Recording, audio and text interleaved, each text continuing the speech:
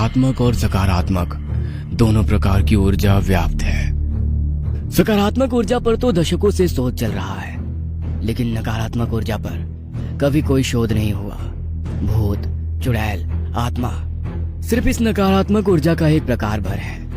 ब्रह्मांड में अवश्य ही कुछ अज्ञात नकारात्मक ऊर्जा स्रोत जरूर होंगे, कुछ अनजान शक्तियां जो है, किंतु उनके अस्तित्व का आभास मनुष्य को नहीं है। विज्ञान में रेजोनेंस का सिद्धांत कहता है कि हमारे आसपास हर तरह की ऊर्जा घूम रही है। किसी विशेष मंत्र साधना या विधि के माध्यम से जब हम उन नकारात्मक ऊर्जा के बराबर ऊर्जा उत्पन्न करते हैं तो वो ऊर्जा प्रभावी हो जाती है, जिसे सरल शब्दों में सिद्धि प्राप्त करना कहते हैं। कौन सी शक्तियां हैं वो और उनको साधने के क्या प्रकार हो सकते हैं? क्या वाकई है कोई ऐसी शक्ति जिससे मनुष्य अभी अनजान है? रात के 2 बजे का समय था। सारी तैयारियां हो चुकी थी। हवेली के हर हिस्से में नाइट मोड कैमरा लगा दिए गए थे। कुछ दूर पर एडवांस ऑडियो रिकॉर्डर के अतिरिक्त डिजिटल मल्टीमीटर फिट किए गए थे। रिद्धि को एक कुर्सी पर बांधा गया था। वहीं अनंत अपने इलेक्ट्रोमैग्नेटिक डिटेक्टर के साथ रिद्धि के ठीक सामने पूरी तरह से सतर्क और हर आहट पर नजर रखे हुए था। प्रिया और संभव अपने अपने मीटर लेकर पूरी हवेली की ऊर्जा का ग्राफ बनाने में लगे थे। बीप बीप सन्नाटे को चीरती हुई एक आवाज प्रिया को यंत्र से सुनाई पड़ने लगी थी। अचानक ही प्रिया का मीटर रसोई के पास उच्च ऊर्जा का संकेत देने लगा। प्रिया के माथे पर सलवटें पड़ी और उसने अपने सूखते हलक में 2 बूंद पानी के उतारकर रसोई का रुख कर लिया। किसी समय गांव के सरपंच की रिहाइश या यूं समझिए अय्याशी की मुख गवाह बनी यह हवेली आज अपनी दुर्दशा पर आंसू बहाती है।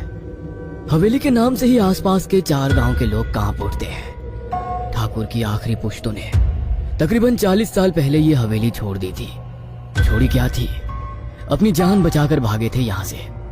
वह गए तो फिर कभी किसी की इस जमीन पर पांव रखने की हिम्मत नहीं हुई। कहते हैं कई बार बहुत से हिम्मती और शैतानी ताकतों से लोहा लेने वाले इस हवेली में आए, लेकिन यहाँ से वापस लौटे तो किसी से कुछ कहने लायक ही ना रहे। इस हवेली की कहानी साधारण नहीं थी, बल्कि काफी रहस्यमयी और डरावनी थी। रसोई के अंदर पहुंचने पर प्रिया को खिड़की के पास से सबसे तीव्र और स्पष्ट सिग्नल मिल रहे थे। दूसरी तरफ संभव भी पूरी हवेली में सिग्नल का पीछा करते करते रसोई के पीछे की तरफ गार्डन में हाई सिग्नल देखते हुए पहुंच गया था। दोनों ने एक दूसरे को देखा और हाथ में पकड़े ग्राफ पर एक गोला खींच दिया। उन दोनों के हाथ में पकड़े मीटर का कांटा ये संकेत देते हुए शोर मचा रहा था कि उससे वहां कोई ऊर्जा मिल गई है। अचानक प्रिया और संभव के पास सिग्नल कमजोर होने लगे और अनंत के कमरे में लगे मीटर से बीप की तेज आवाज आने लगी। अनंत सावधान हो गया और एक गिलास में दवा की कुछ बूंदें मिलाकर रिद्धि को पिलाने के बाद उसके सामने डटकर बैठ गया। दवा के प्रभाव से रिद्धि की इम्यून पावर न्यूनतम स्तर पर पहुंचने लगी और शरीर के कमजोर होते ही वहां स्थित आत्मा ने उसके शरीर में प्रवेश कर लिया। कमरे में भय का वातावरण स्थापित होने लगा था। बाहर के कमरों से फुसफुसाहट और लोगों के चहलकदमी की आवाजें विचलित कर रही थी। कैमरा टूटकर नीचे गिर गया था। किसी एनर्जी को डिटेक्ट करने वाले सारे इंस्ट्रूमेंट एक साथ बीप की आवाज करने लगे थे। बाहर से उल्लुओं की हो की आवाज वातावरण में खौफ का मिश्रण कर रही थी। इसी बीच रिद्धि ने गर्दन को गोल गोल घुमाकर अचानक कुछ आवाजें निकालनी शुरू कर दी। क्या चाहिए तुमको? हाँ, भयानक डरावनी आवाज को झटकते हुए अनंत ने सवाल किया। देखो, हम तुम्हारी मदद करने आए हैं। हम दोस्त हैं, हमें नुकसान मत पहुंचाना। तुम्हें कुछ सहायता चाहिए तो कहो। देखो, हम जानते हैं तुम्हारे सामने हम कुछ भी नहीं, तुम्हारी शक्तियों को चुनौती नहीं दे रहे हैं। हम बस तुम्हारी बात सुनना चाहते हैं। शायद कुछ ऐसा है जो तुम कहना चाहती हो। हम मदद करना चाहते हैं, तुम्हें यहाँ से आजाद करना चाहते हैं। अनंत की बात सुनकर रिद्धि ने पहले नजरें तरेर कर उसकी ओर देखा, फिर एकाएक सिसकने लगी। मुझे मेरे ब्याह से उठा कर लाया था ठाकुर, जिसके नाम की मेहंदी रचाई, उसने तो मुझे घूंघट के इस पार देखा तक नहीं। लेकिन ये हवशी जल्लाद हर रात जब इसका मन भर गया तो अपने बेटों के सामने मुझे ले जाकर पटका। उनके लिए भी मैं बस एक दिल बहलाने का सामान थी। अपनी इस हवेली पर मुझे नाचने वाला खिलौना बना लिया था। इन सब लोगों ने हर रात महफिल सजती, जिसमें ठाकुर के साथ उसके दोस्त यार सब मनोरंजन करते। कुछ समय बाद मैं एक बेटी की माँ बन गई। अपनी बेटी की खातिर मैं बिना चूक किए हर रोज उनकी महफिल में नाचने लगी। धीरे धीरे समय बीता और मेरी बेटी 12 बरस की हो गई। मेरी तरह मेरी बेटी भी उपेक्षित जीवन जी रही थी। फिर एक दिन उन जल्लादों की नजर मेरी बच्ची पर पड़ गई। वो मेरी बेटी को उठाकर ले गए। मैंने ठान लिया था जो मेरे साथ हुआ मेरी बच्ची के साथ नहीं होगा। बस इसीलिए मैं कुल्हाड़ी लेकर उनके ऊपर टूट पड़ी। मैं अकेली थी और वो 4। कितनी देर लड़ती। उसी कुल्हाड़ी से मेरे और मेरी बेटी के टुकड़े करके इसी हवेली में गाड़ दिया उन्होंने। मेरी बच्ची मेरे सामने ही।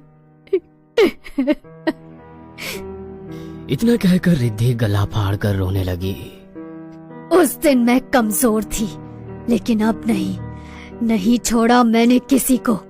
एक एक से बदला लिया, टुकड़े टुकड़े कर दिए। इतना कहकर वो ठठाकर हंसने लगी।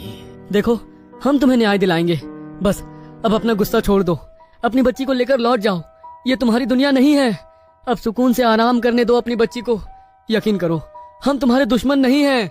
अचानक फिर से प्रिया के मीटर में हलचल होने लगी। प्रिया ने संभव को इशारे से सावधान किया और मीटर की दिशा में बढ़ने लगी। हवेली में एक स्थान पर पहुंचकर मीटर बहुत तेज आवाज करने लगा और एक बवंडर ठीक उसके सामने उठने लगा। उनके पास जितने भी उपकरण थे सभी से बीप बीप सुनाई देने लगी थी। अनंत भी माइक्रोफोन से आती आवाजों की दिशा में दौड़ते हुए वहां पहुंच गया था। सभी उपकरण यही इशारा कर रहे थे कि वहां अवश्य ही कुछ तो है। उसने कहा था कि उन्हें हवेली में गाड़ दिया था। मुझे लगता है यहाँ कुछ है, खोदो यहाँ पर। खुदाई करने पर वहां से 2 नर कंकाल मिले, एक महिला का और दूसरा उसके बच्चे का। पूरे सामान के साथ उनका अंतिम संस्कार करने के बाद पुलिस ने केस दर्ज कर लिया था।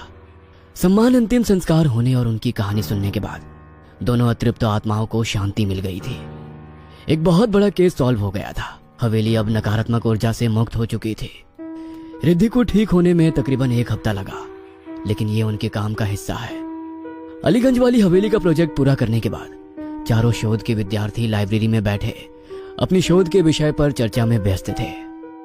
अनंत, रिद्धि, प्रिया और संभव घोस्ट हंटिंग विषय पर शोध कर रहे थे। चारों ही निडर और अपने काम के लिए पूर्णतः समर्पित थे। कितनी ही हवेलियों और खंडहरों पर अपनी रिपोर्ट लिख चुके थे चारों। कुछ तो कोरी अफवाहें निकलती तो कुछ में कोई अतृप्त आत्मा फंसी मिल जाती। कुछ स्थानों पर नकारात्मक प्रभाव मिलता, किंतु वो स्थान भूतहा नहीं होते थे। अन्य विद्यार्थियों की तरह सामान्य भूत प्रेत आत्मा को ये अपना विषय नहीं बनाना चाहते थे। उनका मानना था कि ब्रह्मांड में नकारात्मक और सकारात्मक दोनों प्रकार की ऊर्जा व्याप्त है। सकारात्मक ऊर्जा पर तो दशकों से शोध चल रहा है, लेकिन नकारात्मक ऊर्जा पर कभी कोई शोध नहीं हुआ। भूत, चुड़ैल, आत्मा सिर्फ इस नकारात्मक ऊर्जा का एक प्रकार भर है। ब्रह्मांड में अवश्य ही कुछ अज्ञात नकारात्मक ऊर्जा स्रोत जरूर होंगे, कुछ अनजान शक्तियां जो है, किंतु उनके अस्तित्व का आभास मनुष्य को नहीं है। विज्ञान में रेजोनेंस का सिद्धांत कहता है कि हमारे आसपास हर तरह की ऊर्जा घूम रही है। किसी विशेष मंत्र, साधना या विधि के माध्यम से जब हम उन नकारात्मक ऊर्जा के बराबर ऊर्जा उत्पन्न करते हैं तो वो ऊर्जा प्रभावी हो जाती है, जिसे सरल शब्दों में सिद्धि प्राप्त करना कहते हैं। कौन सी शक्तियां हैं वो और उनको साधने के क्या प्रकार हो सकते हैं? क्या वाकई है कोई ऐसी शक्ति जिससे मनुष्य अभी अनजान है? बस इसी प्रश्न का उत्तर जानने के लिए वो चारों हर संभव प्रयास कर रहे थे। रिद्धि, ये कौन सी किताब में आंखें गड़ाए हुए हो 3 दिन से? कुछ बताओगी? यार बस खत्म ही हो गई। मैं इफरित जिन की कहानी पढ़ रही हूँ। शोध बताते हैं कि ये कहानी महज एक कहानी नहीं बल्कि एक सच्ची घटना है, जिसमें जिन के धरती पर आने और विनाश की सच्ची कहानी लिखी गई है। पढ़ते हुए मुझे ऐसा लगा मैं सच में जिन से साक्षात्कार कर रही हूँ। एक बात और बताऊं, इस किताब में लिखा है कि जिन को उसकी दुनिया से बुलाने के लिए कुछ खास मंत्र का उच्चारण किया गया था और उन मंत्रों को लगभग 250 साल पहले किसी किताब में आखिरी बार देखा गया था। वही किताब जो चांदपुर के महाराज के पुस्तकालय में रखी गई थी। क्यों ना हम लोग वहाँ चलकर उस किताब को खोजकर उस पर कुछ रिसर्च करें। जिस तरह से उसमें जिन का जिक्र किया गया था, हो सकता है किसी और अज्ञात ताकत के बारे में भी जानकारी हो। और ये बात तो तुम जानते हो ना कि हमारे पूर्वज ऐसा बहुत कुछ जानते थे जिसके बारे में अभी हमें जानना शेष है। चाहे पिरामिड हो या कैलाश पर्वत की मिस्ट्री, अभी बहुत कुछ जानना बाकी है जिनके निशान अतीत में छिपे हैं। मतलब तुम वापस उसी मनहूस हवेली में जाना चाहती हो जहाँ पर इतने लोगों ने अपनी जान गंवाई? संभव ने हैरानी से कहा। तो तुम्हें क्या लगता है तुम रात को सोने जाओगे और सुबह तुम्हें तुम्हारी पीएचडी हाथ में मिल जाएगी? हमारा काम ही है ऐसा संभव, जोखिम तो लेना ही होगा। तुम लोग बोलो, क्या बोलते हो? प्रिया ने भी रिद्धि का समर्थन किया। तो ठीक है, चलते हैं, देखते हैं क्या हाथ लगता है। चारों अगले ही हफ्ते चांदपुर की पहाड़ी पर स्थित मोरवाली हवेली के लिए निकल पड़ते हैं। हवेली पर पहुंचने पर देखते हैं कि हवेली बिल्कुल सुनसान पड़ी हुई है। कबूतरों की गुटुरगू के अलावा कोई और आवाज वहां सुनाई नहीं पड़ रही थी। जगह जगह से टूटा फूटा ये महल अपनी भयावहता की गाथा खुद सुना रहा था। चारों बहुत ही सावधानी से हवेली के पुस्तकालय को खोज रहे थे। पुस्तक स्थित जिनके अनुसार हवेली के निषेध क्षेत्र में ही ये पुस्तकालय निर्मित था। चारों ने हवेली के हर कमरे को जांच परख लिया था, किंतु पुस्तकालय जैसा कोई भवन दिखलाई नहीं पड़ रहा था। अधिकांश कमरे बरसों की उपेक्षा और वहां हुई अनहोनी घटनाओं के कारण जर्जर स्थिति में थे। हर तरफ गंदगी से भरी थी, धूल मिट्टी, मकड़ियों के जाले और अंधेरा। इसके सिवा वहां कुछ भी नजर नहीं आता था। एक एक कमरे का बारीकी से निरीक्षण करते करते वे तीनों एक ऐसे कमरे में पहुंच गए जो कि महाराज का शयन कक्ष मालूम पड़ता था। एक पुराने भव्य से पलंग के अतिरिक्त वहां कुछ ज्यादा सामान नहीं दिखाई पड़ रहा था। हर जगह धूल और मिट्टी का अंबार लगा था। तभी रिद्धि की नजर एक बेहद खूबसूरत से आईने की ओर गई। कितना खूबसूरत और नकाशीदार आईना था। आकार तो इतना विशाल था कि उसके सामने खड़े होने पर पूरे कमरे का दृश्य उसमें दिखाई पड़ रहा था। आईने की नकाशी को निहारते निहारते उसने जैसे ही उसे छूने के लिए हाथ आगे बढ़ाया, ना जाने कैसे पीछे से आकर अनंत उससे टकरा गया और रिद्धि भी जाकर आईने से टकरा गई। जोरदार झटका लगने से अभी तक आईना लग रहा वो दर्पण एक दरवाजे की भांति अंदर की ओर खुल गया, जिसे देखकर चारों मित्रों की आंखें आश्चर्य से खुली रह गई। क्या उन चारों को कोई खुफिया कमरा मिल गया है? क्या हवेली में उनके साथ कोई अनहोनी होगी या फिर कहानी कुछ नया मोड़ लेगी? पिछले भाग में आपने देखा अनंत, संभव, रिद्धि और प्रिया चार दोस्त हैं जो पैरानॉर्मल एक्टिविटी पर रिसर्च कर रहे थे। अपनी नॉलेज से वे लोग भूत प्रेत जैसी अफवाहों से बचाते हैं और बरसों से फंसी आत्माओं को मुक्त करने का भी काम करते हैं। वे चारों किसी शक्तिशाली नकारात्मक ऊर्जा पर अपनी रिसर्च करना चाहते थे, इसलिए वे इफ्रिन जीन कहानी में बताई गई चांदपुर हवेली पहुंच जाते हैं ताकि उन्हें भी किसी शक्तिशाली ऊर्जा को जानने का मौका मिल सके। उसी बीच उन्हें एक खुफिया दरवाजा दिखाई देता है। अब आगे। वाओ, ये तो कोई खुफिया दरवाजा है। चलो अंदर चलकर देखते हैं। हालांकि मन में शंका के बादल मंडरा रहे थे, फिर भी काम तो काम होता है, इसलिए अपने मन की शंकाओं को किनारे करते हुए चारों एक के बाद एक कमरे में दाखिल होने लगे। अंदर काफी अंधेरा था। संभव ने साथ लाई हुई टॉर्च से थोड़ी रोशनी की तो बाकी लोगों को भी थोड़ी राहत मिली।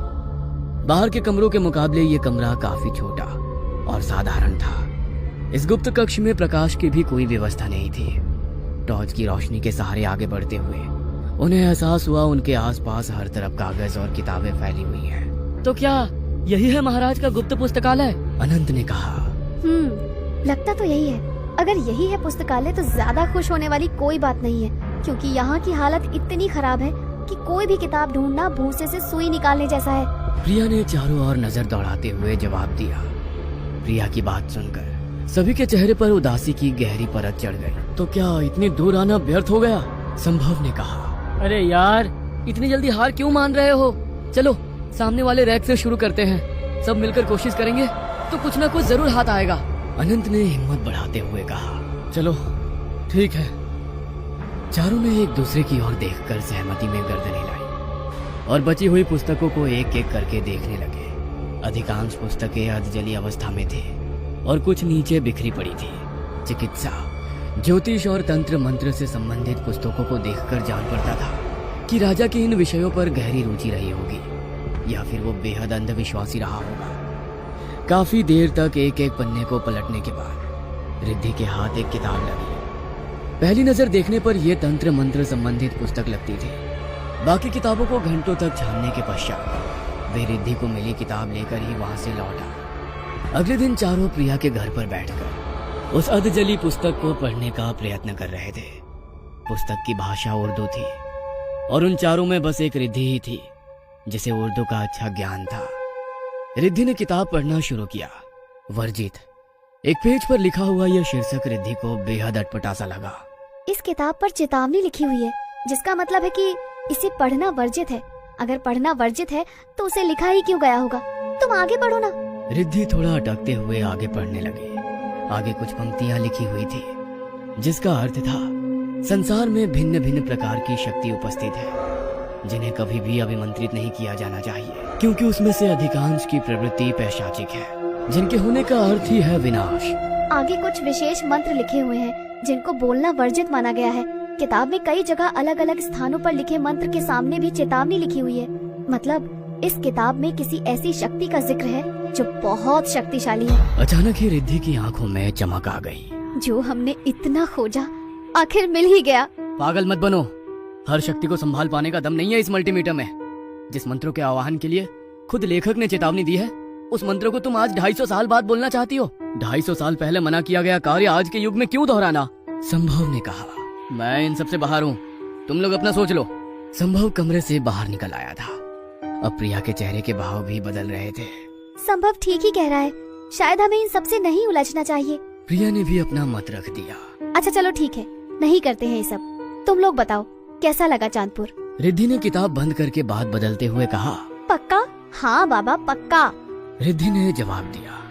रिद्धि के आश्वासन के बाद सबने चैन की सांस ली। धीरे धीरे बातों का रुख बदलने लगा और कुछ देर के हंसी मजाक के बाद सभी अपने अपने घर को लौट गए। आधी रात को रिद्धि के मन में फिर से उस पुस्तक को पढ़ने का ख्याल कौंधा। वैसे भी कहते हैं ना, जिज्ञासा ही विनाश और आविष्कार की जननी होती है। रिद्धि के मन में जिज्ञासा पैदा हो चुकी थी।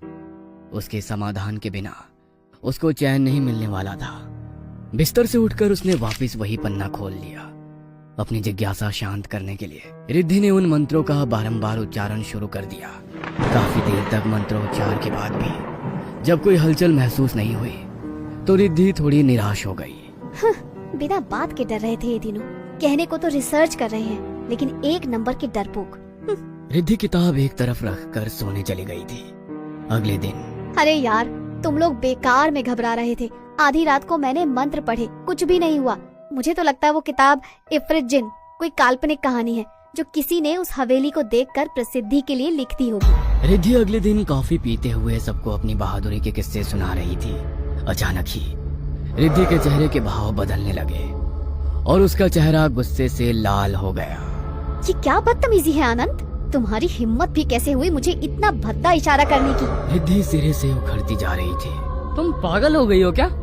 सबके सामने बैठा हुआ हूँ, मैंने कब तुम्हें इशारा किया? रिद्धि, सच में अनंत ने कुछ नहीं किया।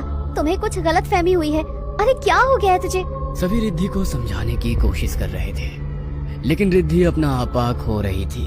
देखो देखो कैसे हंसी आ रही है इसको। मैं छोड़ूंगी नहीं इसे, डरपोक कहीं का। अरे कब हंसा वो? तुम पागल हो गई हो क्या? क्या देख रही हो? अरे उसने वाकई कुछ नहीं किया है। हो इतनी रात हो गई। मुझे रात गए तुम लोगों के साथ बाहर आना ही नहीं चाहिए था। गलती मेरी ही है। इतना कहकर रिद्धि अपनी स्कूटी की ओर लपकी। प्रिया, संभव और अनंत भी अभी आंखें फाड़े रिद्धि को जाते देख रहे थे। दोपहर के 3 बज रहे हैं। ये लड़की बोल क्या रही है? कभी कहती है संभव ने इसे गंदे इशारे किए, तो कभी कहती है कि रात हो गई। लगता है ज्यादा सोचने से इसके दिमाग पर असर पड़ा है। मैं आज रिद्धि के साथ ही रुक जाती हूँ। अनंत और संभव को समझाकर प्रिया रिद्धि की ओर दौड़ पड़ी और जाकर उसकी स्कूटी की बैक सीट पर जम गई। रिद्धि और प्रिया रिद्धि के कमरे पर पहुंच गए थे। घर पहुंचकर रिद्धि बिल्कुल नॉर्मल लग रही थी। खाना भी उसने खुद ही प्रिया को बनाकर खिलाया। देर रात तक दोनों के बीच बातें होती रही और फिर प्रिया को नींद आ गई। देर रात प्रिया को एहसास हुआ वो अकेली बिस्तर पर लेटी है।